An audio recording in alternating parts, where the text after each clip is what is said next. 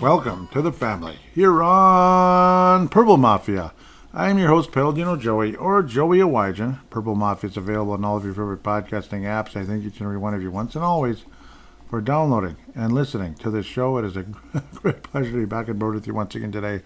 If I mentioned, Purple Mafia is available on all of your favorite podcasting apps. And yes, it is a great pleasure to be back on board with you once again today. Just kind of a mess of a game. Yeah, mess of a game. Yeah, the freaking Dodgers are back in the World Series. Go Blue Jays or Mariners. Ugh. Favorite team, the Twins. Second favorite, anybody who's playing against the Dodgers. And then third might be the Cincinnati Reds. Yes, because I do like them. But anyhow, the Vikings lose in today's football game. Back and forth, semi kind of game, but a game where the execution just wasn't there. The big play just wasn't there. There were plays. There were some nice plays. But the big play that would have changed everything just never happened. It just didn't come. And that seems to be a theme all bleeping season, offensively and defensively, especially defensively in this game. Vikings dropped to 3-3. Yuck. Eagles are now 5-2 after losing the past 2 weeks. 28-22. Eagles beat the Vikings, bottom line. Here we go. Come on. Yeah, it was a real pleasure. In the background, you got the Cardinals versus the Packers flashing around on the screen. Looks like the Cardinals are driving, aren't they? Interesting. Jacoby Brissett, who's probably more of an adult than the other alternative for the Arizona Cardinals, the guy who gets paid more. But anyhow, yeah, what a crappy freaking game. What an ugly game. Carson Wentz, you saw a bit of everything. You saw a couple of good plays. Saw a sidearm, like a big play for a first down. You saw a call getting reversed, a touchdown getting reversed, extremely frustrating, which we thought was a touchdown to T.J. Hawkinson. Lack of consistency from the officials on that call. That was BS. You also saw Carson Wentz threw a pick six. You saw him miss big time a few times in Jordan Addison and, of course, Justin Jefferson. Extremely frustrating, to say the least. J.A. and J-Jet says, hopefully J.J., the real J.J. McCarthy, will return for the Minnesota Vikings soon. I think we're all ready for that. After this, my take on Carson Wentz here, a lot of people are trashing him all over the place. It's not like, what did you expect? It's not like, hey, he's a good player and he had a bad game or he had some bad moments. No, Carson Wentz, unfortunately, at this stage of his career, in which what he's been pretty much ever since he left the Eagles, he is a backup quarterback, which means average to below average. But at least he's a halfway decent backup quarterback. But your backup quarterback is not going to win you every game, bottom line. In fact, he's probably at best going to take you to 500-ish. No, now that 500 really doesn't exist all that much anymore in the NFL because of the 17-game schedule. But, somewhere hovering around 500. 9-8, 8-9. That's about what Carson Wentz is going to lead you towards. The whole point here is we hope that J.J. McCarthy is going to be better than that type of a guy. And that's what we're trying to find out here as soon as possible. I personally believe long-term, J.J. McCarthy is the guy that can take you much further. They can win 13, 14 games. Now, Sam Darnold won 14 games last year, and when the playoffs came, he, well, for lack of better words, peed down his leg. Couldn't handle it. Scared. Panicked. It was depressing and disgusting all at the same time. It was wonderful. Kind of like this game. Depressing and disgusting all at the same time. Carson Wentz, 303 yards in the air on 42 attempts. Quarterback rating 64.9. Again, a pick six was thrown and another interception as well. Just an ill-advised pass, dangerous pass thrown to, what the bleep are you doing? Come on, dude. Terrible. Again, a few clutch plays as well from Carson Wentz, which made us believe that we might have a chance to win this game. They might have a chance to win this game, but ultimately did not. Carson Wentz also scampering for a big first down, a 16-yard run. That was nice. He did lose a fumble, but recovered it as well, which again cost the Vikings 9 yards on a play. That was frustrating. Blake Brandel had a huge hold that cost the Vikings big time in the red zone. It bleeped everything up, and he was saying that's bleeping BS and all that. Well, whatever it is, whatever it was bleeping frustrating. And it is bleeping BS one way or another, whether you think the call is BS one way or another. The fact the penalty happened is BS as well, which was very upsetting, to say the least. Jordan Addison on 9 catches, 12 targets, 128 yards. Justin Jefferson on 5 catches, 10 targets, 79 yards. Again, Carson Wentz missed him. Thielen had one big first down play, 1 catch, targeted twice, 10 yards. And that's about it, unfortunately. And it's kind of sad. You'd like to see him get some more plays out there. Jalen Naylor also added a 26-yard catch 2 catches total for 37 yardy darties. Would have been much better, though, to see T.J. Hawkinson get in the end zone. Ultimately, 6 catches for 43 yards. Nothing to write home about. Will Reichert was spectacular, including a 59-yarder, which got the Vikings on the board. 5 kicks attempted, 5 made. Awesome. 16 total points for Will the Thrill Reichert. Amazingly, because of the turnovers and, well, the Vikings getting in field goal range and golden opportunities to win this game, time and time again, but with continued failures in the bleeping end zone, 1 of 6, or red zone, pardon me. The Vikings were 1 of 6 for getting in the end zone. Thankfully, again, for Reichert getting all 5 of his kicks. 1 of 6 total, though, in the red zone in terms of getting into the end zone. Extremely frustrating. But yeah, see, the reason what I'm trying to get to is when you see people like Ryan Wright, he only had 1 punt the whole game, and it was a meh 34-yarder, but it pinned the Eagles in the 20. So, good. Special teams, great, at least in the kicking side of things. Well, Price has been great since coming to Minnesota, a 38-yard return, and yeah, 28.5 overall. Felton also had a 17-yard return. That was great. And then Price just 1 6-yard punt return from the Eagles. Only 1 bleeping punt returned anyway from the Eagles. The defense just didn't make big plays. Eric Wilson did have a sack and a half. We appreciate it. Josh Metellus had a half sack. Dallas Turner had a half sack. We appreciate those and everything. But the big play just never came. That's where the frustration comes in. At the end of the day, the big play never came. It just never came. It just didn't. And that's where we were all kind of, losing it. The Vikings they don't seem to be able to force a turnover, the forced fumble, the interception, the big sack. I mean, on one of those plays when the Eagles ultimately would score a touchdown later on, was beyond frustrating. It looked like for sure Jalen Hurts would be brought down. But he wasn't, and it was a big completion.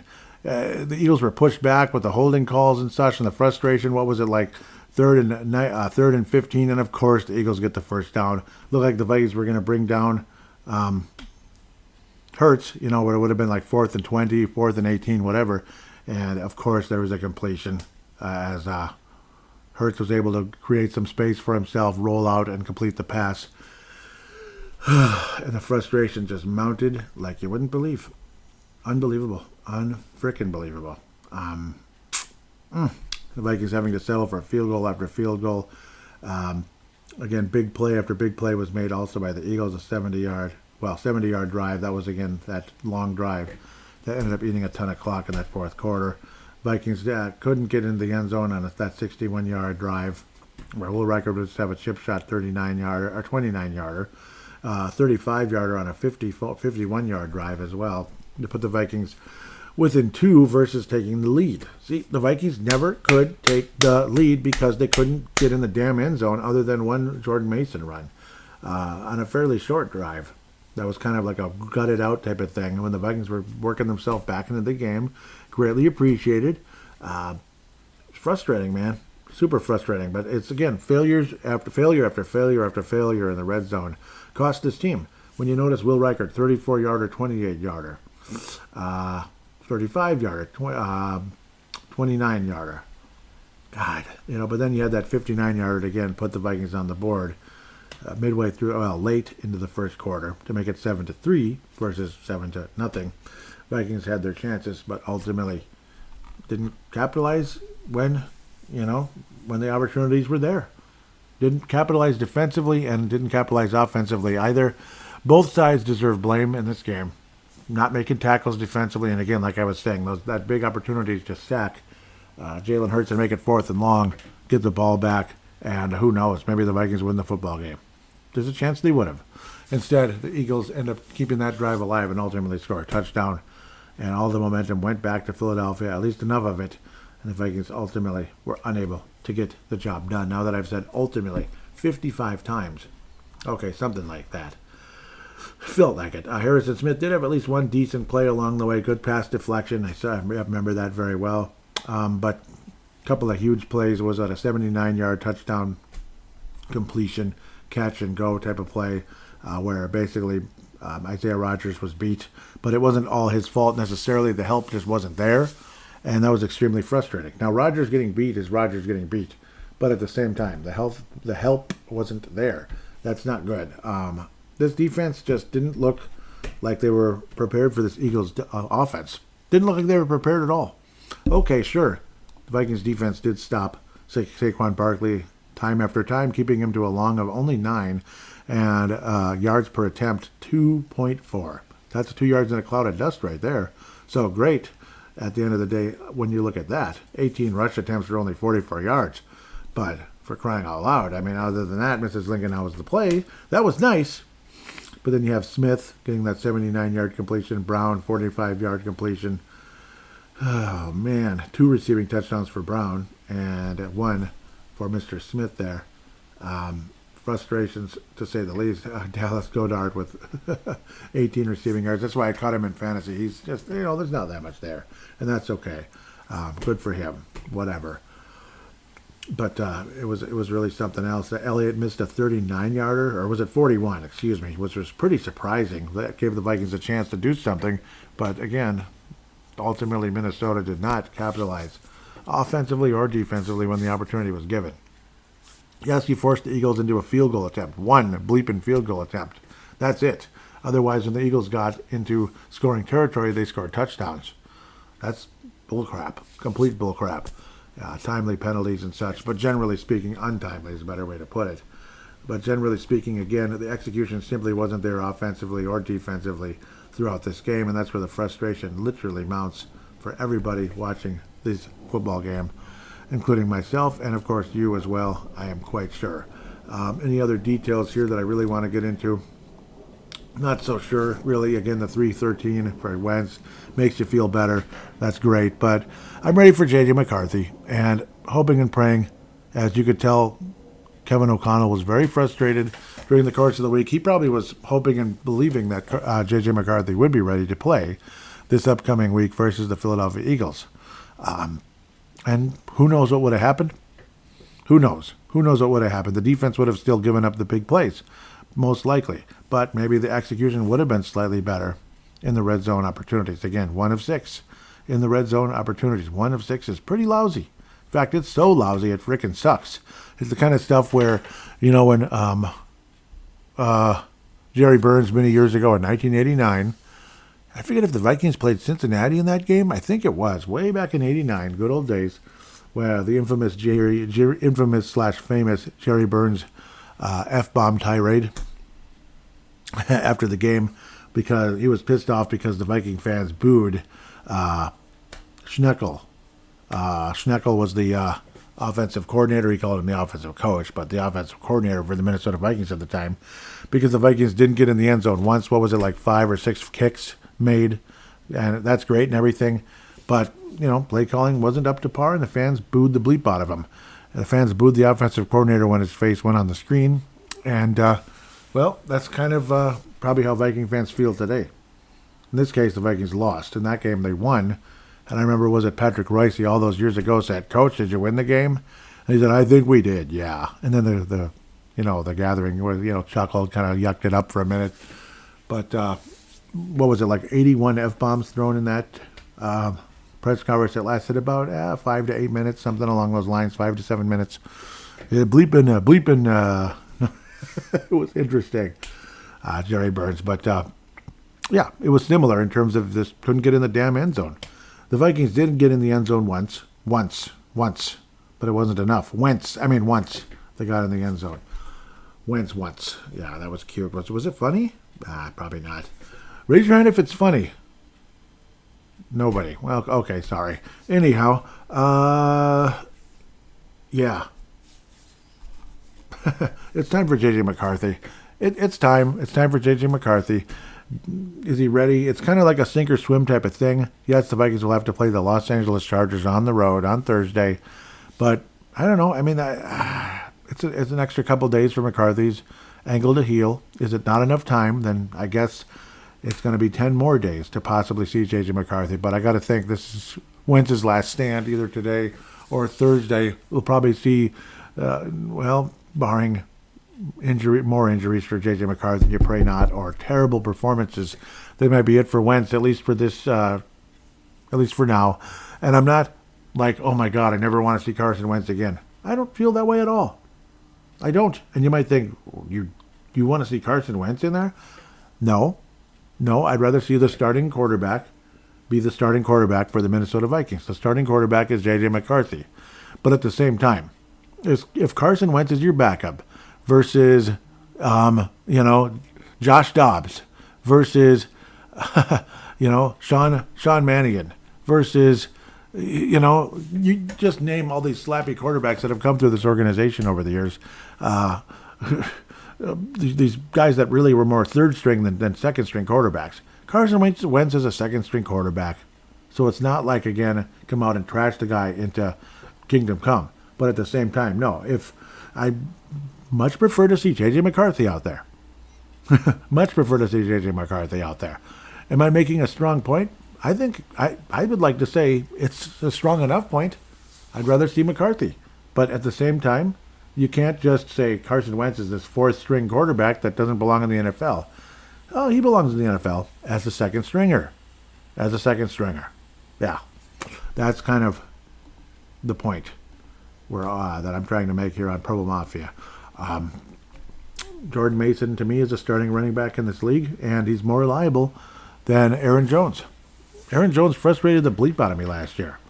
And I don't want to even talk about ball control, but because I don't want to jinx anybody. But, well, we'll go back to Aaron Jones instead of a certain current running back. He didn't hang on to the ball very well last year, and he's had fumbleitis most of his career, him being Aaron Jones. So let's not even talk about other running backs, about hanging on to the ball. We're not going to go there, especially ones now that it's been many years as well that really couldn't hang on to the ball. Superstar player, but couldn't hang on to the ball for his life, especially in the biggest game. Let's get off of that. Yes, I was podcasting that long ago. Yeah, it's an old show. Old. In some places you go to see old castles, like in Ireland, or England, United Kingdom, wherever, like old stuff in Italy, France. Here in Minnesota, at least in Golden Valley, you get an old podcast at the very least. Hey, at least you got that going for you. Very old podcast. I'm sorry. That was silly and all of that. Back to the Eagles, I suppose, again. Jalen Hurts. I always wonder if I said this on this show, but yeah, because I just did the video too. 326 yards. Yeah, but I did look at the numbers there. It's extremely frustrating. And yes, that big return by Man as well was really frustrating. 53-yarder. Again, it's just execution all over the place, except for the kickers and our returners. But even the gunners, the kick protection or the kick, I don't know, defensively, the defensive side of special teams where you're trying to prevent a return, giving up that big 53-yarder when you could really you could really have that not happening. You'd feel so much better. But ultimately, again, it happened. So you had some decent returns by the Eagles along the way. That 29-yard return by Shipley, that was real frustrating, is what I'm trying to get to. Not the punting for 53 yards. No, I'm looking around and feeling weird here with some of the silly stuff I might be saying. There's even an in-10 stat now. That's interesting because I haven't seen that until now. But it should be there because punting it in the 10 is pretty damn good. Unfortunately, it's generally in the 20. But now I'm getting into weird minutia here that you don't care about unless you're a hardcore punter fan, which I guess we can be when we have a good punter, I guess. With that said, the Fran Tarkington Award winner for this episode is Will Reichert. Yes, the Christian Potter Memorial for this episode is all over the place. I just, Metellus, I thought was just made that big mistake. He was part of the mistake in that 79-yard play. I thought he was part of the mistake. Obviously, you can kind of get the feeling that people like Isaiah Rodgers deserves consideration for it as well. And all the way, back in the Cincinnati game, that feels like 100 years ago. Blake Cashman was out there, but it didn't feel like the tackling was all that much better. Of course, now again, we did stop the running back nicely. The Vikings, I shouldn't say we that much on here, but the Vikings did make some good stops against the running game, generally speaking. But again, the big plays and Jalen Hurts getting him down, it just never came, and I've repeated that like 16 times now. Again, no turnovers of any kind forced by this defense, which is not going to get the job done. Sorry. So it's kind of a collective effort, generally speaking, defensively, I thought.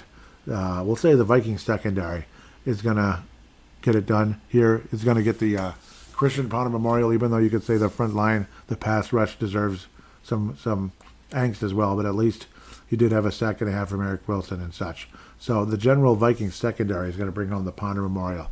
With that, we'll take a break and return, look around the league, and preview the upcoming Thursday night game against the Los Angeles Chargers in Los Angeles, unfortunately.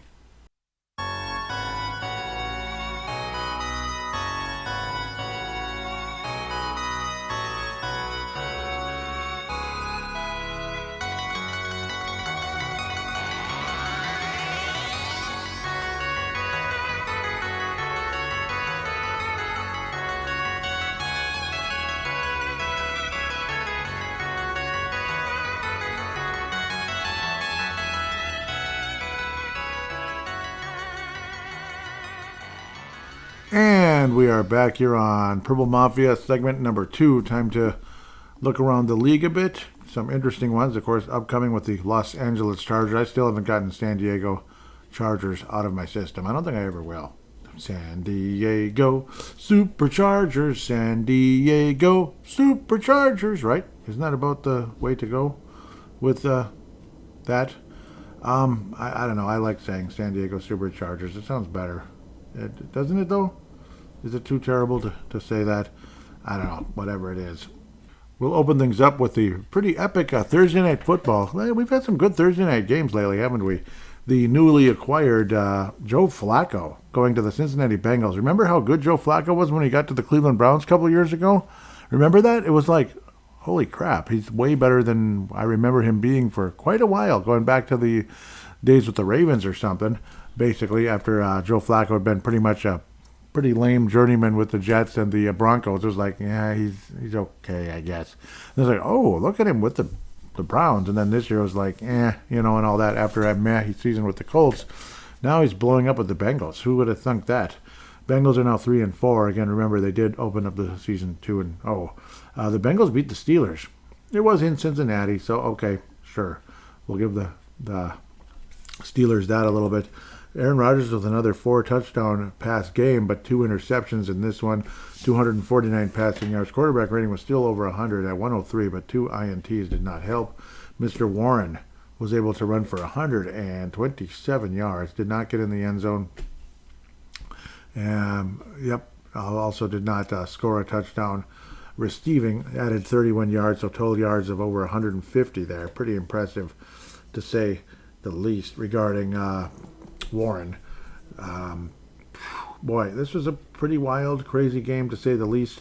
Back and forth battle between the two clubs. Pittsburgh had their moments, but Cincinnati was better. Basically, Joe Flacco, 31 of 47. Holy cow. 342 yards, quarterback rating of 108. You'd think it'd be even higher, considering he passed for 3 touchdowns. But the accuracy wasn't spectacular, but certainly above average at the very least. Chase Brown also managed 108 yards, did not score a touchdown, unfortunately. Jamar Chase did receive 16 passes, so I guess Joe Burrow's quarterback again. Okay, maybe not. 16 catches for 161 yards, only 1 touchdown, but still sexy stuff, to say the least. Brown, nice game though, 108 yards on the ground, almost 10 yards per carry. Because he only ran the ball 11 times. Perrine also added 31 yards and 7 rushes. But epic back and forth battle between these clubs. Cincinnati comes out on top in this barn burner, this shootout, or whatever you want to call it. Aaron Rodgers was sacked 0 times. Zilch, zip, nada. Joe Flacco was sacked twice. Cincinnati's defense is not real good, though they did get 2 interceptions to their credit. So that's got to count for something, to say the least. San Francisco leading 7-3 over the Atlanta Falcons. Like those retro 49ers jerseys, very retro look. Looks like the same uniforms that the Niners wore in the Super Bowl in when they won their last Super Bowl, basically, and because they were actually wearing retros that year, off and on during the course of that season. That was back when retro started to become cool, and retro is cool. Dang it! If you don't think it is, I don't know. I don't know if we're going to get along all so great. But, interesting back and forth football game between the Bengals and the Steelers. We'll keep moving for the sake of time. Detroit and Tampa, mañana, or tomorrow, pardon me. That'll be the 6 p.m. game. Then they have this crazy doubleheader stuff. C.J. Stroud going into Seattle. So Houston visiting Seattle tomorrow. I probably may have wished that I had C.J. Stroud back in because, spoiler alert, Jordan Love wasn't all that spectacular today. He really wasn't. I don't know. He isn't that great, is he? Sometimes he is, sometimes he isn't. We'll head to Britain now. A sticky wicket for the Jacksonville Jaguars, who a lot of people thought would end up moving to England one day because, they figured Jacksonville? Who thinks of Jacksonville? I don't know. I guess Jaguars fans do, but not the rest of us all so much. Jaguar. Well, they lost 35-7. Los Angeles Rams, they butted heads with the Jaguars and won. I think in real life, Jaguars would beat Rams, though, wouldn't they? Probably, but not in this case. The Rams rammed the hell out of the Jaguars. They broke their teeth. And Matthew Stafford threw for 182 yards. You think, okay, that's not too bad. But he also completed 5 touchdown passes. That's a little exaggerated. 5 touchdown passes. 7 would be a very historic performance. But Stafford back to looking like he's in his prime practically here. Incredible. No turnovers. Didn't get sacked once. Funny when there's no pass rush. Look what happens when quarterbacks have time to throw the ball. Good Lord. 5 touchdown passes. Sick stuff. The Rams have had off and on injuries with their receivers. Stafford able to spread the ball all over the place. Devontae Adams with 3 touchdown passes. 5 catches, only 35 yards, but 3 touchdown passes. Ferguson also adding one. And Mumpfield. Rolls right off your tongue. Mumpfield. 1 catch, 5 yards. Touchdown.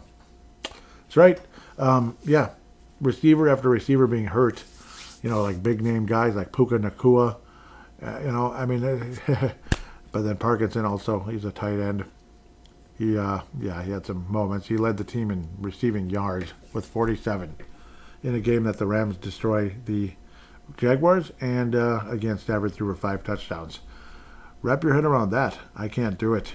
Lawrence, no interceptions, but terrible completion percentage. About, less than 50%. 23 of 48. What the hell?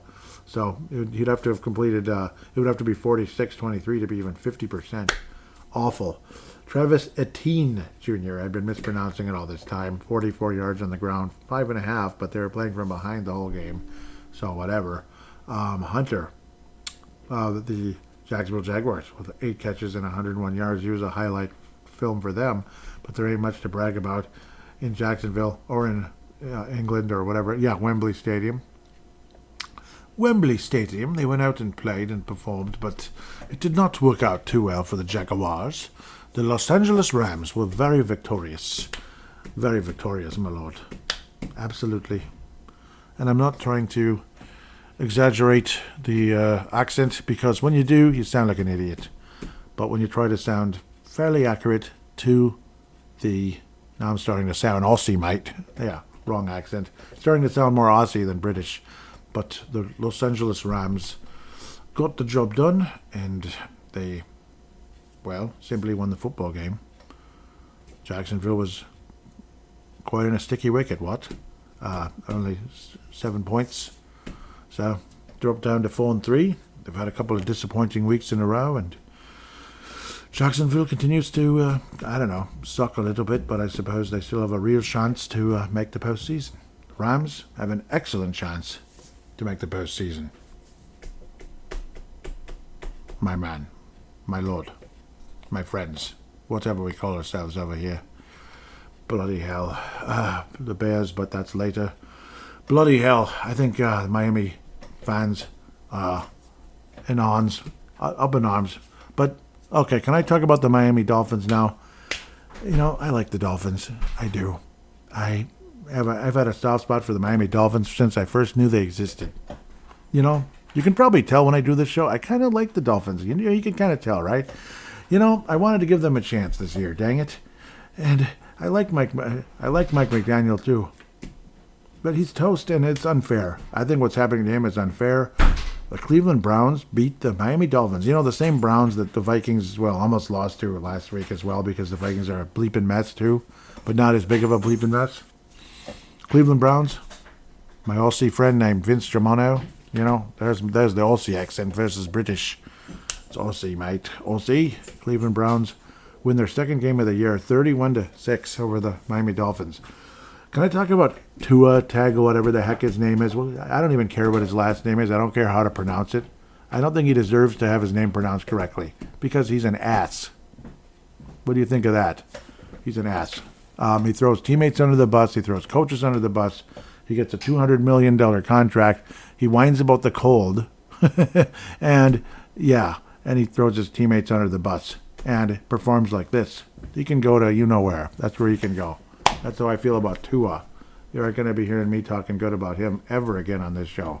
3 interceptions against the Cleveland Browns. I know the Browns are, you know, they have a capable defense. 3 interceptions, quarterback rating of 24.1. Was it too cold for you, Tua? You know, buck up, Buttercup, or get the, you know, word that rhymes with buck out of there. Just go. Go play in Hawaii. Just stay there. 100% of the season, just playing some Hawaii League football. You know, screw you. Seriously, you throw your coach, your teammates under the bus and play like this. It's a joke. I feel bad for Miami fans. I hope they burn his jerseys, and after that they urinate on them to maybe put the fire out. That probably wouldn't be enough of how I feel about Tua, whatever the heck his name is. That's how I feel about him. Well, I think I got my point across. What do you think of that, huh? What do you think? I said it. Huntington Bank Field. Not Huntington Bank Stadium, Huntington Bank Field. Yeah, isn't that cool? They're trying to copy the Gophers. Well, I wouldn't want to copy the Gophers, but, well, did they win this weekend? I don't even remember. Yeah, they beat Nebraska, and everybody's like, wow, PJ Fleck is the greatest coach ever because he beat a top 25 team. That was a 25th out of 25. It's a nice win. It's a nice win. But okay, well, at least he's able to beat top 25 teams. Previous Gopher coaches were all over the place at times, so I don't hate BJ Fleck, but I'm not going crazy over him either. Riley Patterson kicks for the Dolphins, former Minnesota Vikings training camp invitee, and all that. I always liked him. I always liked Riley. Is it Riley Patterson? I'm pretty sure that's who that is. I always liked him. Yeah, it's him. I always thought he was a nice kicker. And I'm happy that he has carved out a bit of a niche in the National Football League. Go, Riley, go. Unfortunately, he's playing for maybe the most toxic team in the league right now. And I feel bad for him. Maybe the most toxic team? Well, there's one other team that might be worse. But you're not hearing too much negativity necessarily. They're just bad and they're losing. That would be the New York Jets. Otherwise, the Dolphins are a team that probably should be 10-7, you know? With the talent that they've had, and unfortunately injuries aren't helping either. And a guy that's, you know, everybody's, you know, cared for him, kissed his butt forever. After all the concussion issues and such, everyone's kissed his butt, been nice to him.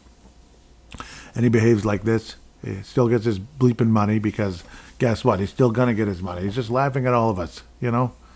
That's what I don't like about professional athletes. They get their big bucks and they act like jerks. And you know what they can do to themselves? They can go somewhere very hot and dark if they're going to act like that. But anyhow, that's between them and God, I suppose, in the long term. But figuratively, not literally, they can go to that place. Let's talk about a quarterback where it's a little more positive. But, of course, the competition is another franchise that is like, you know, falling off the face of the earth. Tennessee Titans getting smoked by the New England Patriots today, and nothing's working. I'm getting the, okay, I hope I'm not losing the connection here. Okay, Patriots 31 to the reciprocal 13 over the Tennessee Titans, who are also 1-6, very just like the Dolphins. I don't think it's quite as toxic as Miami. New England Patriots are 5-2, baby. They look pretty good, don't they? Remember the New England Patriots? Remember them? Yeah, they look good. Drake May with a franchise record 91% completion percentage, 21 of 23. That's pretty sick. 2 touchdown passes, no interceptions. He was sacked 4 times. Quarterback rating of 135.9. Josh Dobbs even completed a 12-yard pass. Well, there you go, Josh. Remember, Josh? At least he hung on to the ball and he didn't throw an interception. So, good job, Josh. Congratulations. Thank you for that. Thank you. Stevenson, running back of the, whatever they're called, the New England Patriots, 88 yards on the ground on 18 rushes, almost 5 yards a carry. A little Tecmo Bowl action there with a touchdown. Drake May also demonstrating his mobility on 8 rushing attempts, getting to 62 yards. It's pretty awesome. Stephon Diggs, healthy, a little older, a little wiser, not as toxic as he used to be, because he was losing me too. Like, dude, stop getting weird. Like Sam Cassell syndrome. Like, man, he's so awesome. And then 2 or 3 years later, he's a total jackass. The coach, he's a total jackass to the franchise and the coach and everything. That's what happened to Sam Cassell in the NBA. That's why he got traded about 50 times. It's like, why does he keep getting traded? He's awesome. Yeah, he was awesome. But he kept, like, turning on the coach, and that's bullcrap. Stop it. Well, Stephon Diggs, don't do that in New England. Don't. Just don't. You are in a place that could be, people aren't laughing at the Patriots anymore. People had their laugh. They had their fun. Seeing the Patriots suck really, really bad for a few years, even when Belichick was still the coach and all that, because it's just, he kind of lost his fastball. He's getting older. It'd be like if Tom Brady was still playing when he was 47. It is what it is, 47, 48. Eventually, Tom Brady would have hit the physical wall. But even at 45, he hadn't really truly done that yet, which is insane. But people had their laugh, but now the Patriots look serious again, and they got a good coach in there, boy. They got a true New England Patriot running the team right now, at least on the coaching side, and that'd be Mike Vrabel. Yeah, going against the team that, he had looking awesome for a while there.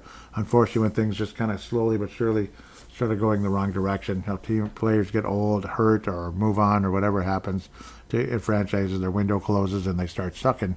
And then Tennessee's basically what New England was a few years ago. And Mike Vrabel's in the right place, let me tell you. A couple of sacks for Chasen, if I'm saying it correctly. 1 sack for Landry the third as well. Awesome stuff. Another sack for Williams in New England. And go Patriots. Good job. Nice to see, and hope people aren't going to hate on the Patriots too much at this point. Like, it's okay, Belichick's not there anymore. We don't need to talk about Deflategate or Spygate or this gate or that gate or the gates of hell, whatever you want to talk about, which I talked about with the Miami Dolphins for a little while there when I talked about gates of hell a little bit. But, we'll move on from that. Patriots look great. Okay, gates of hell again. The bleeping chefs. I really liked when they had a losing record. I loved it. Oh, it was so much fun. Now they're 4-3. The Raiders put up no resistance at all.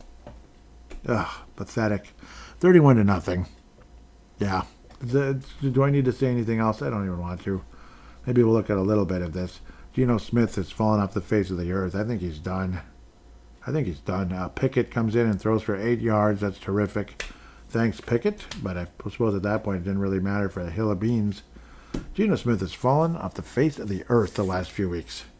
I think he's finished, man. I mean, you got to get someone else in there, guys. But welcome to Raiders football. I mean, what would you have, like Trent Walters throwing the ball to Randy Moss years ago? I mean, the guy was like a, it's like Sean Mannion, basically. It's like Sean Mannion level quarterbacking, and that's kind of been the Raiders, other than Derek Carr, and then he broke his ankle. The Raiders look so promising. Guy breaks his ankle, and it's never the same again. And the Raiders go from a team that looked like a nice threat in this league to, I don't know, garbage. And this is even in Vegas. They're pretty garbage, and it sucks. All right, so I look at the Yuck City Chefs again. Oh, God. Oh, no. Please don't tell me this is coming back this way again. 3 touchdown passes for Patrick Mahomes. Yeah. At least they kept him under 300 yards, at least. Pacquiao, he's the cockiest little... I want to drop an F-bomb. I hate that guy. I can't stand him. He's in the league like 2-3 years. He acts like he's won 10 Super Bowls. Oh, I can't stand him. Travis Kelce, another one. I think a lot of people have made their opinions. We're not fans, most of us. And the singer that he, is engaged to. I think a lot of us are tired of her too. That's all you need to know. 3 catches, 54 yards, whatever. Rights. catching catches for the 2 touchdowns anyway for the Chiefs. Let's move on. Made my feelings known. You probably think I'm nuts, like an angry, bitter old guy. Yeah, fine, I'm angry and bitter. I don't like the Chiefs, sorry. Just don't. Jets, well, MetLife Stadium, Met is not paying too well. You know, they got Met, but it's not paying. Get Met, it pays. Yeah, 6 freaking points against the Panthers. 0-7. I feel bad for Glenn. He's a good coach, but every coach goes there to die, it seems like. 0-7? That's got to suck. Panthers, 4-3 somehow. Good for them. 13-6, though. Sheesh. It's pretty rough. Pretty rough. Bryce Young threw a touchdown. Yay, did not turn the ball over. I don't think. No, he didn't. Actually, he did, but he didn't lose the ball. He fumbled, but he recovered it. So good for him. Not much to say here. The Red Rifle came in and was sacked once, but threw for 60 yards as well in a yucky game. I'm guessing Dalton Young was hurt, unfortunately. Taylor, man. Tyrod Taylor. Feel bad for these guys. Fields, I don't know what's going on there. He completed 50% of his passes for 46 yards. Tyrod Taylor, slightly less than 50%. 126 yards, 2 interceptions. 225.9 quarterback rating for Taylor. That's why Fields came back in and competed a wonderful 50%. At least he got to 50 versus less than 50, like 48 or whatever. I don't know, man. Ugly football game. Ugly football team. The Jets are, well, they should just cancel the flight here, guys, because this one ain't going to fly. It's really not. Do you realize the New York Giants were whooping up on the Broncos in this game? You realize that? You realize the Broncos hadn't scored a point until the 4th quarter? One other thing. Denver Broncos did something Carmelo Anthony did to the Timberwolves years ago. In the 3rd quarter, though. 33 points in 1 quarter. Holy Toledo. Carmelo Anthony. Never was a huge fan of his, but it was a phenomenal effort. There's no doubt about it. He had, 30, it was like a record or something. It was like the most points in a quarter. I forget it was 33 or 38. Of course, he hit like 19 threes because that was about when three-pointers started becoming a religion in basketball. Giants were kicking the Broncos' ass. And all of a sudden, the Broncos kicked the Giants' ass. 33 points in the 4th quarter. That's insane. Now, the Giants were up 19-0 at the end of the 3rd. Broncos did score and get a 2-point conversion. 19 points is a lot, but it's not like insurmountable. Nobody ever said it was. So it's not like the greatest comeback in history or anything. But the Giants answered a few times, including almost right away after not almost right away, but pretty quickly. Yeah, it is almost right away after the Broncos finally scored to make it 26-8. 26-16, 26-23. Of course, the lower score is Denver. And then Denver takes the lead 30-26. I bet Giants fans are like, this is just not happening. You can't be serious. You just can't be serious. Jackson Dart was able to rush up the middle with 1:18 left to put the Giants back up by 2. And then Jude McAtmy missed an extra point. Broncos were able to get down the field in about half a minute. Still 33 seconds left, so even the Giants may have still had a chance. Will Lutz, the former Saints kicker with Sean Payton, of course, who's the coach of the Broncos, if you didn't know by now. 39-yarder. The Broncos officially 33 points in the 4th. The Giants could not answer, unfortunately. I kind of wish the Giants won, but what the hell. It was a pretty amazing effort by the Denver Broncos, and good for them. Wow, 33 points in 1 quarter. And, of course, again, Carmelo Anthony did that to the Wolves years and years ago, about 10 years ago. I called him Old NBA Jam. Carmelo Anthony. It had to be more than 10 years ago. It was way back. Because I remember when Carmelo Anthony got traded to the New York Knicks later. And funny, there's New York again. New York lost that, too, that trade, because Carmelo Anthony wasn't as good on the Knicks. And, yeah. It was a bad trade. It made the Nuggets really good. They've got very deep. And, yeah. Wow. Nuggets have generally been the better team for many, many years since then, actually, which is kind of funny. Chargers next week's opponent will be the final review. Dallas, Washington, a classic rivalry going back to, ancient history, basically. 44-22, the Washington Commanders are demoted. They're the privates now. The Cowboys showed up to play. 44 points for the Dallas Cowboys, getting to 3-3. Commanders dropped to 3-4. What is happening here? And then Jaden Daniels, the news continues to suck. Hamstring. Sophomore slump, my friends. Sophomore slump. Hamstring injury for Jaden Daniels. He also lost a fumble in the game. He did score a touchdown. He did throw for one. Did not throw an interception, but he lost a fumble. Wasn't also accurate. Marcus Mariota completed a wonderful 40% for 63 yards on 10 attempts. And he threw an interception. Isn't that great? It's great. It's wonderful football. Washington, meh, all along the way. Just meh. Very lame. Very lame. Let's look at the Cowboys instead. Dak Prescott trying to pretend he's worth $60 million. He kind of did in this one. He kind of pretended he is. I'm not a fan. I'm not. I don't mean to be a jerk and disrespect the guy, but $60 million. No. Nobody's worth $60 million in the NFL. Just nobody.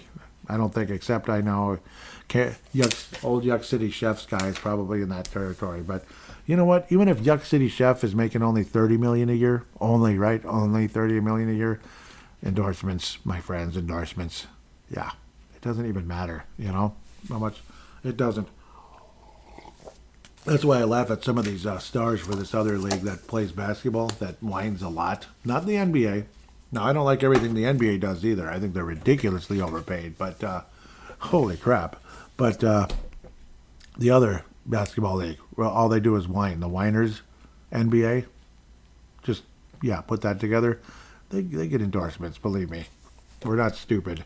Next, Williams on the ground, 116 yards, touchdown for him, good for him. What's his name? CeeDee Lamb, returning from injuries and such.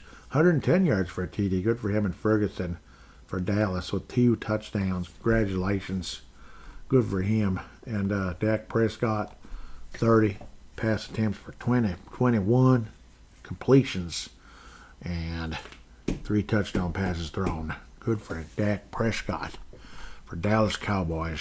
Get to 3-1 on the season. Remember, they tied with the Packers much earlier in the season, much to our delight, I'm sure. Speaking of them Packers, they're next on deck because, well, you could say Chicago, Green Bay, whatever. Let's go to Chicago versus the Saints. Pardon me, I'll get out of the accent.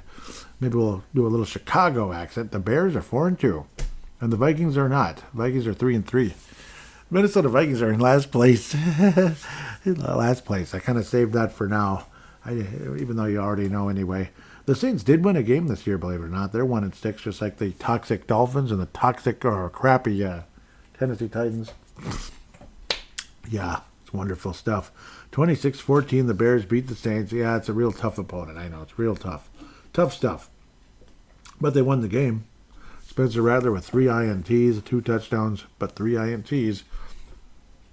Kamara, who's as old as Dalvin Cook, still playing, but finally starting to show a little evidence of age here.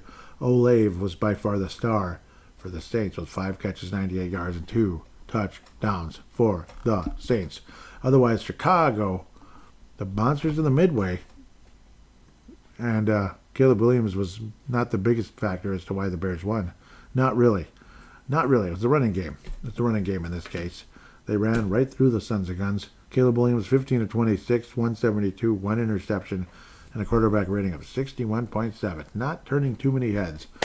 But Swift, holy Toledo, 124 yards on the ground and a touchdown, averaging literally 6.5. That's DeAndre Swift. I like to get the names correct here. Great game for him.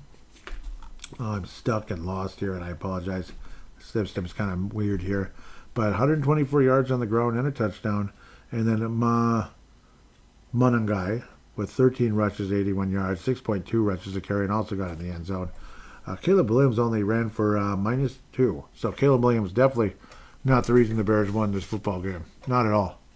He was just a game manager, which is kind of sad. When the number 1 pick in the draft is like a game manager And, well, your defense and your running game gets the job done. But welcome to Chicago. Welcome to Chicago. They don't have great quarterbacks in Chicago. They have great defense and running game. Let's see. What's this guy's name? You ever heard of Walter Payton? You ever heard of Richard Dent? Guys like that, you've heard of them. Yeah, Singletary, We could go on forever with all the different names that were in Chicago, the Monsters of the Midway. Oh, but Jim McMahon actually was a pretty damn good game manager, though. In his prime, he was actually better than that, but still, yeah. I don't think Caleb Williams is even Jim McMahon level yet, but step it up, Caleb. Because when he does step it up, he's good. And we'll see how that turns out. But the Bears are 4-2, and good for them. Well done, Chicago. Well done. I don't hate the Bears as much as the Packers. And sometimes the Lions get on my nerves too, but I have a soft spot for Dan Campbell. I don't hate him, even though he's annoying to play against for us. God, he's giving us hell, that's for sure. Like we beat him once, basically. And ever since then, it's been Dan Campbell, smashing us up. We're chunky soup, basically, to the Dan Campbell's Lions. Pardon the pun. Packers, 4-1-1, beating the Cardinals. Damn it. Looked like the Cardinals were going to pull this off, and they didn't. Golly. Jordan Love with 1 touchdown pass, 179 yards, is meh as ever. But at least he didn't. Oh, wait, he did fumble the ball twice, but didn't lose the ball. Congratulations. 13 rushes for Josh Jacobs, 55 yards and 2 touchdowns. Not an epic performance, but the 2 touchdowns is epic enough if you're a fantasy owner. 2 touchdowns will get the job done. That's for sure. Romeo Dobbs, 6 catches, 72 yards. Woohoo. Kraft, also the tight end. Not crap, but yeah, I know, I'm just being stupid. 5 catches, 58 yards, and a tutty, the only touchdown thrown by your friend Jordan Love, and my fantasy backup quarterback, because somebody cut him because he's not as red hot as people think, but at least he's a good backup, kind of like a number 11 on the Vikings. He's a good regular backup in the NFL sometimes. Not as good as number 10 in San Francisco, though. I think he's doing better. But I also think his coach might have a little more common sense than a certain purple guy. Micah Parsons, breakout game, by the way, too. 3 sacks in this one. 3 sacks for Micah Parsons of the Green Bay Packers. Oh, goody. Walker also with a sack and a half for the slacker Packer Dackers. Do they have 7 sacks in this game? Or is that 6? I'm not doing my math correct. That would be 6. I'll say that, and I will not say that number a third time. 7, 7, 7, 5, 4, 3, 3. There. See? I covered myself for that. Accidentally saying that number a third time. Remember, Detroit will be playing tomorrow versus the Tampa Bay, not the Lightning, but the Tampa Bay Buccaneers, which was an epic playoff matchup a couple of years ago when the Lions got to the NFC title game for the first time since '91, which had been their previous playoff appearance. No, their previous playoff victory along the way. Because that was a pretty good Lions team back then. Pretty good. A lot of people were like, man, Lions are good. You had Barry Sanders and Rodney Peete and all them, and Chris Spielman. Chris, not Rick, but Chris Spielman, who was a hell of a linebacker. Definitely a better athlete than his brother Rick Spielman, but God bless Rick Spielman.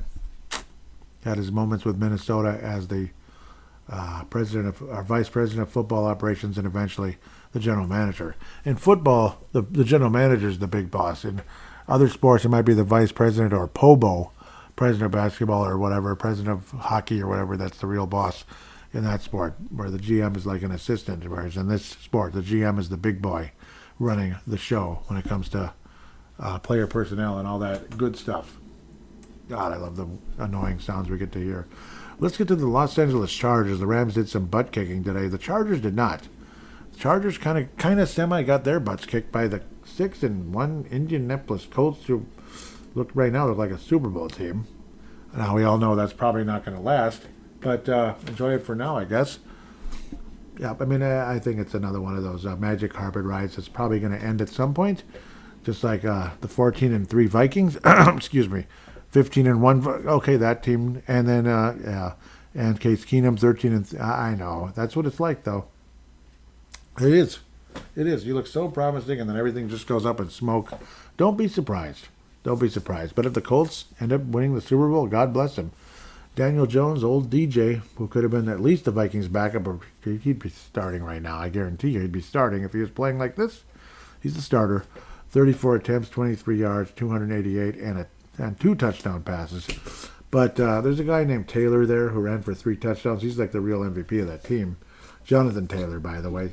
3 touchdown runs, 94 yards as well. He is a stud in the fantasy world. He might be number 1 in the whole league right now. And this Amir Abdullah guy used to be familiar around these parts. Also ran the ball, a couple of fun plays, a 14-yard gain, and a single play after that, 5 yards to add to that to his total of 19. But, boy, I mean, even Pittman Jr.'s had some moments. I'm not a huge fan. He's okay. But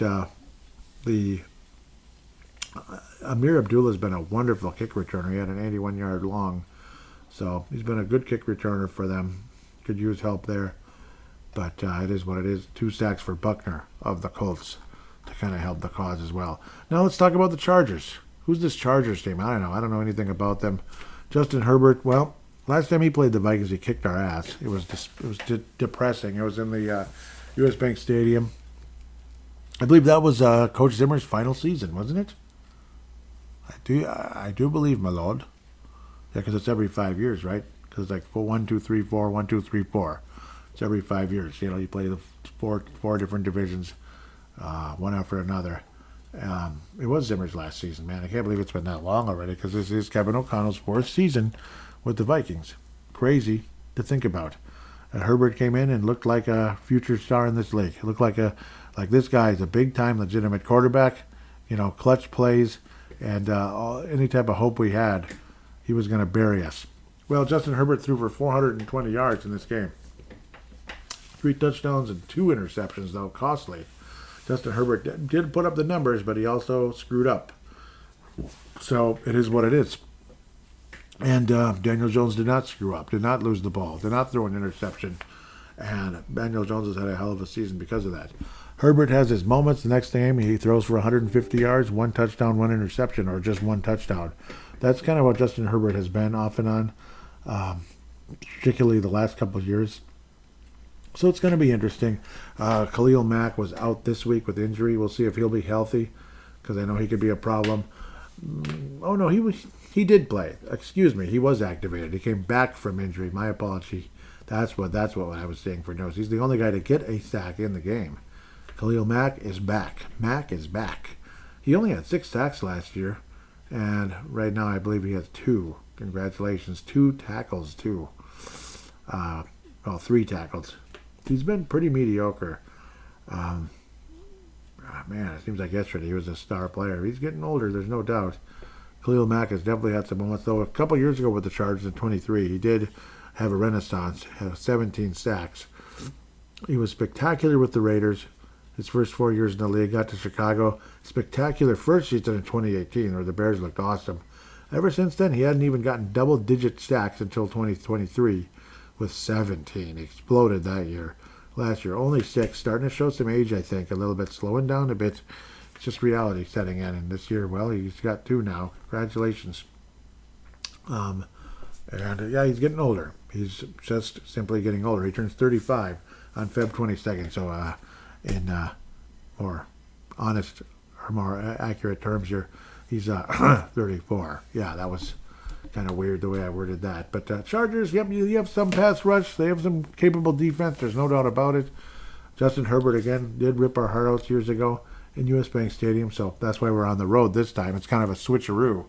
Like, okay, it was, you came here, and now we go there, and I don't like the chances for the Vikings to win this football game. I'm sure the Raiders will be focused, or Chargers, will be focused. They will be in SoFi, which they're sharing with the Rams, which is the weirdest thing ever. A city that big with all that money, and they're sharing. But I suppose the taxes are high enough there. Jeez, let's raise them even higher. Yeah, let's not say we did. I think we all pay enough taxes, regardless if we're from California, Minnesota, or even Florida. We all pay enough taxes. So Florida's a little better in that department, though, generally speaking. Just a little. That's why the hockey teams are doing so well. Dolphins, not so much. Whatever, right? They just love that nice warm weather in the winter. I'm sure they do. Chargers, well, yeah, I don't know. They didn't have a great performance today, but the odds of the Vikings beating them next week in Los Angeles, I don't really like the chances. I just don't. I'm not really confident right now. Justin Herbert coming into today's game. Well, 10 touchdowns, 4 interceptions. Not all that spectacular. What did he throw? 3 today. So now he's at 13, but then 2 interceptions. So 13 and 6. Okay, it's all right. It's all right, but he threw for 402 yards, so that would get him to about 1,900 yards already. So the numbers are there for the most part. Trey Lance, who's a Minnesota native, is the backup. We all know who Trey Lance is. He was a very highly touted prospect going into the draft a few years back. Ends up not working out so great. He was originally taken by the Niners. They wound up seeing Brock Purdy, who was literally Mr. Irrelevant, and ended up having one heck of a run there, getting to the Super Bowl and all that good stuff. So very exciting to see what Brock Purdy was able to accomplish over the course of the last few years for the 49ers. Then we get into the old days of the history of the Chargers. Pretty crazy to think about. We've only played each other 15 times over all the years because the Chargers have been around since the 1960s. Vikings didn't play the Chargers until 1971. The football database is your source here when it comes to history. Vikings pretty much for the Chargers. It's been back and forth and back and forth and back and forth. 1971, Vikings lose to the Chargers 30-14. 75, Vikings beat the Chargers 28-13. Interestingly enough, no. Yeah, the home team was winning every time until, well, the Vikings lost to the Chargers in 78, 13-7. Yuck. And the 78 Vikings, you know what I mean? I mean, it's, yeah, Tarkenton was done basically, and everyone else was pretty much done. But back and forth. 1981, Chargers beat the Vikings. No, Vikings beat the Chargers 33-31. Pretty epic battle there. In 84, terrible Viking team. Chargers smoked the Vikings in the dome, 42-13. Yuck, yuck, and yuck. 85, for some strange reason, the Vikings played the Chargers again. That's weird. An anomaly in the schedule. 21-17, Vikings win. Again, back and forth. So that means the Vikings are going to lose in 93. And yep, that was a pretty good Chargers team in 93, from what I remember. 30-17. Not as good as the 11-5 team that started 0-4 back in 92. They won 11-1 and then couldn't even win in the first round or second round. They got the first round bye. It was a miracle. But 2 years later, Chargers made the whole thing, got all the way to the Super Bowl, unfortunately only to lose to this 49ers team that smoked them real good in that game. It was bad. Took 6 years for the Vikings to play the Chargers again, 35-17 in an epic battle in 1999. The end of the century and millennium and all that. 2003, Chargers beat the Vikings pretty bad, 42-28. I think I remember that one. It was devastating. They just killed us. And I do believe that was Mr. What was his name? Schottenheimer was the coach, I believe that. They were real good for a couple of years there. Or actually, that might have been Turner. That might have been Norv Turner. I forget if it was Turner or Schottenheimer. I think Turner took over after Schottenheimer, actually. Vikings then smoked the Chargers. Yep, Adrian Peterson's historic day. What did he have again? This is a historic day, and I did a video. Got a lot of views. That was when I first started doing Purple Mafia, Palladino Live. It wasn't even called Purple Mafia yet until the next April in 2008 when Purple Mafia came to life. But the video is still on YouTube. Paladin Joe, you could even look it up if you want. Paladin Joe. It actually was called Palladino Live. Vikings Chargers. Look it up. It's still there. Otherwise, look up today's. Purple Mafia Show is on YouTube, so do check it out. I put, short videos, instant reactions after the games, and I enjoy doing it. I hope you enjoy watching them. Please subscribe to the page. Otherwise, Adrian Peterson, where is it? I want to see the total exact number. Yep, 296. I remember that's what it was because I did the video.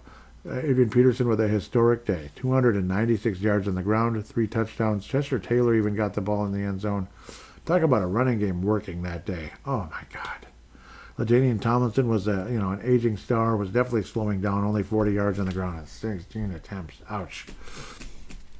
That was pretty wild and crazy. Trying to remember one other thing. Sidney Rice also 66 catches and a touchdown. It was 66 yards on 4 catches, not 66 catches. Hubert H. Humphrey, Metrodome, November 4th, 2007. Man. That's how long I've been covering this team. But I had to get back to that reference because it was fun. Historic day. Adrian Peterson, 296 yards on the ground. And he was a rookie. He was fun. Chargers, of course, beat the Vikings as the back and forth from 1971 to 2011. The Vikings would go back and forth with the San Diego Superchargers. They were still called the San Diego Chargers back then. They didn't become LA until, a few years ago, I believe 2019. But the Vikings, Minnesota Vikings, had it was a back and forth, win-loss type of thing. This was a frustrating season opener. It looked like the Vikings had it. Donovan McNabb was the quarterback, and everything just kind of fell apart. And the Vikings lost 24-17. Then the Vikings would smoke the Chargers in 2015, a really good Vikings team that year, 31-14. 2019, the Vikings would beat the Chargers again, 39-10. Holy cow, that was fun. That was a fun one. Phillip Rivers was like a mess, if I remember correctly. It was a bad day for him. Interception after interception. And 21 also similar, 27-20. And then most recently, the Vikings would lose to the Chargers in 23. It was a frustrating back-and-forth season early that year when Kirk Cousins was struggling really bad and the Vikings were struggling in 23, 28-24. So that was all 15 games. The Vikings did go on a 3-game win streak, and then the Chargers beat the Vikings last time. I do believe the Chargers have their first 2-game win streak in this series, unfortunately. Long story longer, I think the Los Angeles not-so-super Chargers will beat the Vikings, unfortunately. I just don't have a whole lot of faith in this Vikings defense. They don't make plays. They just don't. And lots of rants in the fan interaction, or dare we call it vent line on Score North. They're sick of Dallas Turner already, and I don't blame them. Like, dude, where are you? Come on. It's not a quarterback, developing. It's not a goaltender in the NHL or anything like that. It's not a pitcher emerging in Major League Baseball. It's a bleeping pass rusher. Like, what do you need to learn to become, to start panning out a bit? So Dallas Turner, he did get a half sack today. Yay. Great. Eventually, he's going to have to pan out. Otherwise, it ends up being a pretty bad trade, an expensive one. Can't call him a bust yet, but he's getting closer and closer, inching closer to that. The Chargers will beat the Minnesota Vikings. The final score, again, I don't have a whole lot of faith in this defense. I don't. The pass rush is not there, and I'm sick of it, frankly. And the secondary sucked today. Sucked. Final score, 31-24. The Chargers will beat the Vikings, 31-24. In SoFi. It won't be very fine at all. With that, we'll take a quick break and get to fan interaction right after this.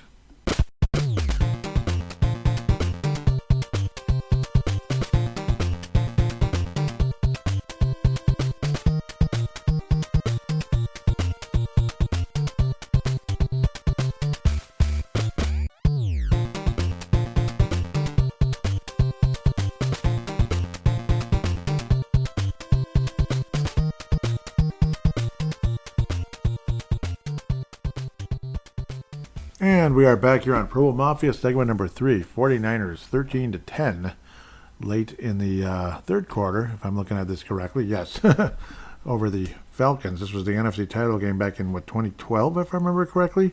The Niners squeaked past a pretty good Falcons team and barely lost the Super Bowl to the Baltimore Ravens that year in the Harbaugh Bowl. That's what we call it, the Harbaugh Bowl. Toronto Blue Jays looking to force game number 7 in the ALCS to hopefully beat the hated Dodgers. So both of these guys right now, well, I like Toronto more. I'm more of a Toronto fan than Seattle. But either one of these teams is going to be my second favorite team other than the Twins, even though they're awful. Or my favorite team right now because I can't stand the Dodgers. That's all. I think you know that already. I made that known once or twice. Let's back up here. And at least one hater give me a hard time calling me names and stuff. I think, whatever. Go away. Nobody likes your stupid team. Yeah. LA fans are so arrogant. Ugh. Disgusting. Disgusting. That's right. I'm trying to remember if I read some of these. Okay, he's thrilled that it was bye week. Yep, that was last week.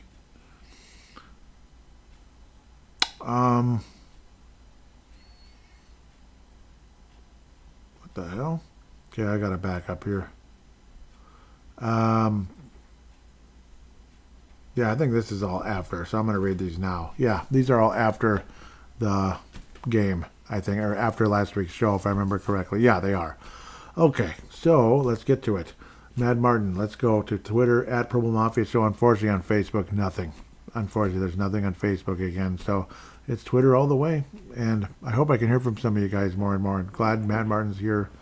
I thank you, and Dave Hickey as well. Really appreciate you guys. Seems like everyone's like bleeped the Facebook page lately, but that's fine, and as long as I can hear from some of you anyway. Mad Martin says, personally, I'm thrilled that the team has a bye week.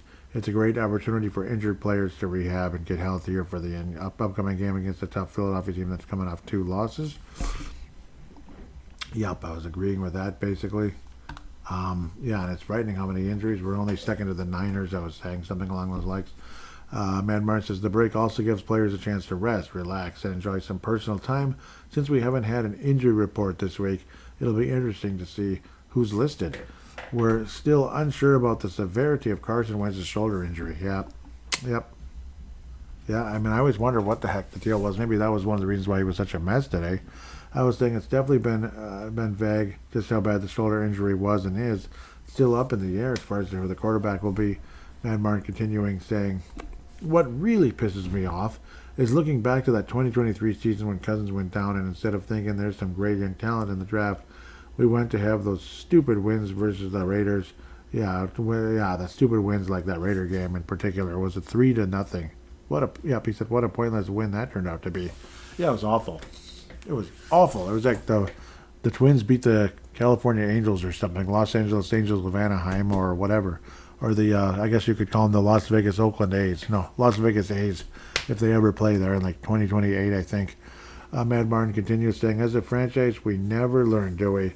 You close up shop after Cousins goes down and you're potentially picking number 4, but as we know, that's the Vikings franchise for you.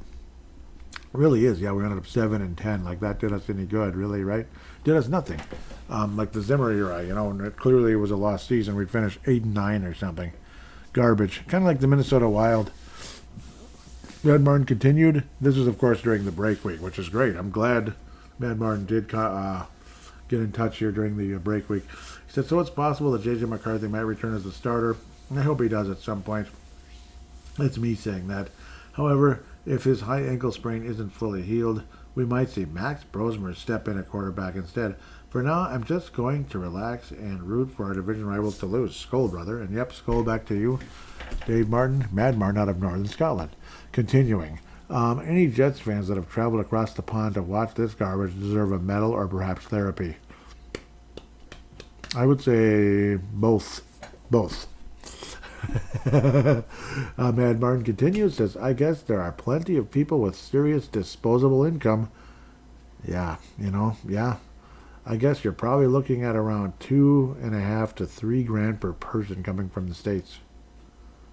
Per person, yeah. It's probably even more. But, yeah, holy Tilly. Yeah, I mean, it could be, like, say, if just a couple, $6,000 or more. Ugh, bleep that, right? That's what I'd say, basically, to that. I don't know. That's a lot of money to just spend, just to watch one bleeping game. And I know you're on a trip. Yeah, we're happy for your damn trip. Anyhow, I know I'm such a mean guy, aren't I? I'm just terrible. Man, Martin continues.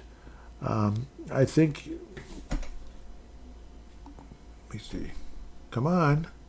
Oh, yeah, I was saying it's definitely been vague. Yeah, yep, so Man Martin's basically like, it's probably going to be Wentz. Yep. I think he gets to start on Sunday, especially after what KOC said about J.J. McCarthy and his mechanics. Yeah, yep, he's been working on his footwork. Like, working on your footwork? Huh. And with the return of Jalen Carter, do you really want to put that kid out there? Well, they didn't. Yep, that's for sure. And I kind of agree. Yeah, that's like if his ankle's not fully ready to go. I get it.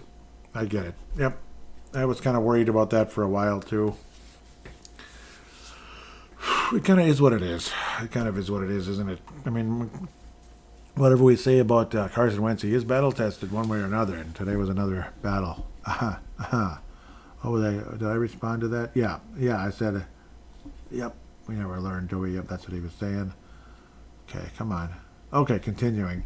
Mad Martin says, I'm not saying I'm in the group that thinks J.J. McCarthy is a bust. It's way too early to have that discussion, but the injuries are a concern, and we certainly need to see development this season. I couldn't agree more with that. I'm starting to sound British here, which is okay. Yep, W. Martin says not the start we wanted. Way to come out flat on defense after a bye, keeping in mind the Eagles had the 27th overall offensive production this season. And after today, it's probably about 10 levels higher, isn't it? I was like, feels like they're flat on everything. This team does not deserve to make the postseason. That was me. Dave Martin jumps in and says, this is a bloody, woeful performance coming off the bye. And they look totally unprepared. Exactly. They look absolutely unprepared, especially defensively, but in every way, basically. Dave Hickey coming in from Iowa says, come on, Joey, what's going on? Philly gets touchdowns. We get field goals. It would be shocking to win this game. And I was saying, agreed, it feels like a bad relationship, if you know what I mean. Like where the guy buys the lady like all this expensive stuff and she gives him like a fidget spinner or something. You know what I mean? Where'd I come up with that? I have no idea. But basically, that's basically what it feels like. Some relationships ain't all that square. Some relationships ain't all that equal. And I know usually the guy pays for more, but it's just supposed to be that way. Yeah, I guess. But but when it's super one-sided, like we're talking tens of thousands versus like a fidget spinner, like, oh, here's your $5 fidget spinner, or oh, she's $10, sorry. Yeah, it's a little crazy. And she's basically making fun of him. Here, take this, you dumb little kid, you know. That's basically what she's telling you. Anyhow, next, sorry, I'm losing my mind. Believe me, yeah. Anyhow, nudge, nudge. I'm really starting to think it's going to, this is Dave Martin. I'm really starting to think it's going to be that kind of season with win one, lose one, finish 9-8 or 8-9. I'm thinking the same. Yeah, I'm thinking the same. It feels like an 8-9, 9-8 type of year. It does. It does. Okay, then I made some kind of a rant saying, and I'm ready for McCarthy now. Anytime he's hell, I'm ready for McCarthy now. Anytime. Hope he's healthy soon. I'm officially off the Wentz bandwagon. Mad Martin says, personally, I was never on it. I was saying, I don't blame you. I think he's an all right backup, but definitely not somebody you want to invest your season in. Dave Martin says, we really need to see what JJ's got. Yep. Had 2 very promising drives, and they screwed it up with penalties and poor choices of play. That's for damn sure. Whoa, you have a bit more here. Dave Martin continuing saying, I would really love to see, I would really love to see JJ out as soon as possible just to see what direction we're going. Otherwise, it just looks like an 8-win team. The Wentz situation is pointless. Okay, I think there's a bit of back and forth here, so let's get to that. Okay. Mad Martin says, continuing saying, I didn't expect great things this season unless McCarthy came out and he's got it. And the offense is putting up points. If McCarthy isn't the answer and the team is struggling, then so be it. Let's learn from it and move on. The Wentz situation is pointless. He's clearly not the solution and isn't even good enough to support the defense. Looks like there's a response somewhere. How do we load that? Click away, and then there you go. He was saying, what's so annoying is that you have many trips to the end zone, and you come away with 1 touchdown. You convert half of those, and you win this game. Exactly. You convert half of those, and you win the game. Yeah. We converted 1 out of 6. Or no, 1 out of 6 red zone opportunities. It's freaking horrible, isn't it? Isn't it horrible? Red zone. Yep, that's what you meant when you said end zone. Yeah. 1 out of 6. It's freaking awful. That's the stat of the game. That's Ernie's Nito stat of the night, so to speak. Okay. Why am I clicking on my own thing? Okay. Funny. Whoops. Damn it. Back up. Okay. Yep, Mad Martin says 2nd and 1, and we throw it twice. Isn't that ridiculous? I almost said some other word. Why won't he just run the ball and get the first down? Yeah, everybody was, that really generated a lot of responses, didn't it? Wow, it was bad. Whoa, there's a couple more here. But Mad Martin must have been, and I love the passion. I love it, Dave. Dave is the Gold Star Emperor, Hall of Famer, Purple Mafia Hall of Famer, there's no doubt. Emperor Hall of Famer. Like he's way up there, like a Washington Mount Rushmore level. I'm not kidding. Obviously, Mark Carlson is right up there with Dave Hickey as well. Those guys are Rushmore people, man. Rushmore. Yep. Malcolm, where are you? I want you to be on that Rushmore too. I miss Malcolm or Sam Gupta. You guys, yeah, I love you guys. I don't hear from you a whole lot coming in out of California. Is that too early for you or what the heck? No, I'm just kidding. I'm just teasing. Continuing. Dave Martin, who's rocking and rolling, we can all agree that the quarterback play this year will be probably subpar regardless of who's taking the snaps. However, KOC needs to step up in short yard situations, calling more runs up the middle with the intention of using fourth down. Yeah, and you have a power back. That's what's so maddening about it. 2nd and 1 you're in the red zone, generally speaking. And, well, you are in the red zone, not generally speaking. You are in the red zone. You have a power back who's capable of moving forward, and you don't use him. You know, Jordan Addison, Joe, what's his name? Jordan Mason needs to get the ball. Give him the damn ball, please. Please give him the ball. Please give him the ball. Wouldn't that be, is it too much to ask? Like when the angry video game nerd was asking why a stupid game doesn't have any continues on it. Yeah, it's like, why are we not running the ball on 2nd and 1? Why? Like where you scream so loud, your voice squeaks because you're just losing it. Yeah. Jordan Mason should get the ball in those situations. He should. He should. What happened to Seattle when they got cute? We all remember, don't we? Boy, was that fun to watch because Seattle was so freaking arrogant back then. And boy, were they put in their place. It was fun. Hate on the Patriots all you want. Next, continuing with Dave Martin. I didn't expect great things this season unless McCarthy came out and he got it. Okay, I already read that one. I'm sorry. I got ahead of it. Final one. Yeah, strange this season. They get a turnover, but the most embarrassing thing about that game was 6 trips to the end zone and 1 touchdown. I put this loss on the offense. Yeah. I put it on both because, see, the offense, yeah, they were bleeping awful. Like, how do you not score more often, in 6 red zone appearances? But also the defense never, ever, ever, ever, ever, ever, ever making a play, making that big play to kind of, finish things off or to, put the Vikings in an opportunity to possibly win the football game. They just didn't make plays. Simply, plain and simple, the interception, the whatever, the big sack. When you're there, you got hands on the guy and you just couldn't do it. And it's just, God. I think it's both, but totally understand if you feel it's the offense because, yes, 1 of 6 in the red zone is bleeping awful, to say the least. That should wrap things up. There are no call-ins, and Mad Martin's always welcome to call in. Gerald String, Mark Carlson, Dave Hickey. Love to hear from you guys. Tony Coleman, man, I want to hear from him again. I wish he's still out there. I think he stopped listening a while ago because he was, had a bunch of kids, and they were getting older to a point. You're busy with the kids. It is what it is.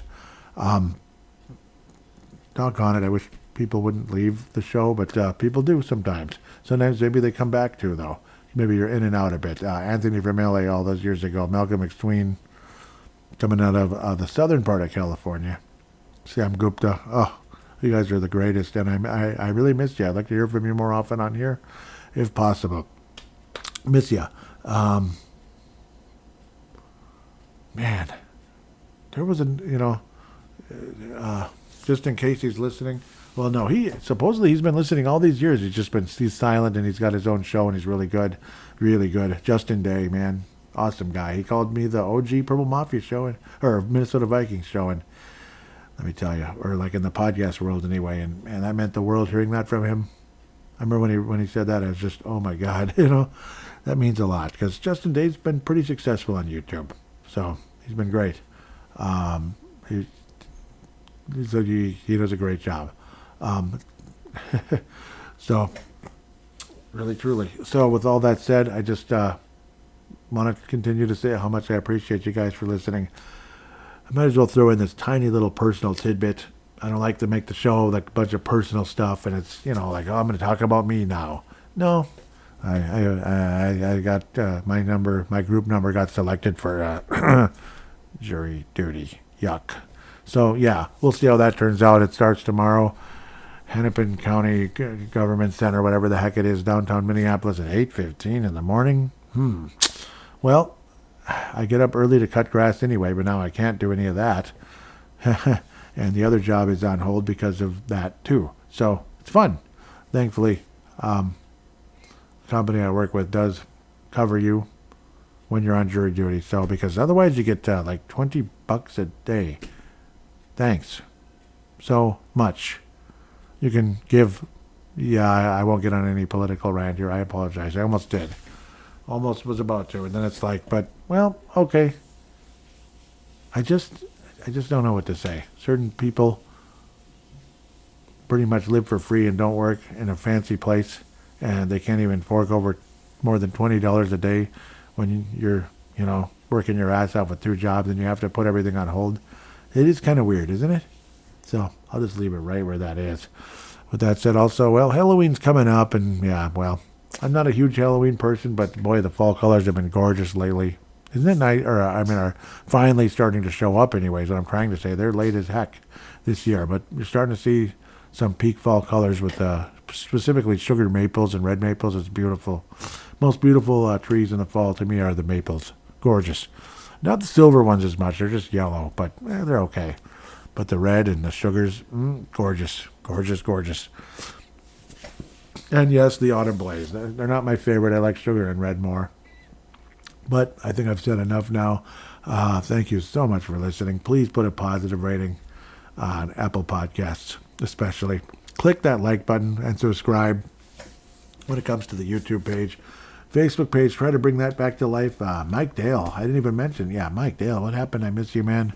I know he gets busy sometimes. Didn't he get... Oh, that could be. Didn't he get married? Mike, did you get married? I think he did, because I know people have their private life, and I don't like to pry into that stuff. I just don't. But if he did, I think I saw that. And that might explain why he's been invisible lately, because, you get married, and then you go on a honeymoon, right? At least some of us do. So, with that said, so yes, Mike Dale, congratulations are in order. And God bless you, and I miss you. Maybe you're still listening, and even though, you're just kind of with us in spirit right now, in that sense, when you're not able to comment as much and maybe keep up with the team. Dave Martin, Man Martin, thank you, man, for really helping lead the way here, along with Dave Hickey. Thank you, guys. Thank you. Gerald Spring, Mark Carlson, legends, just legends. Legends.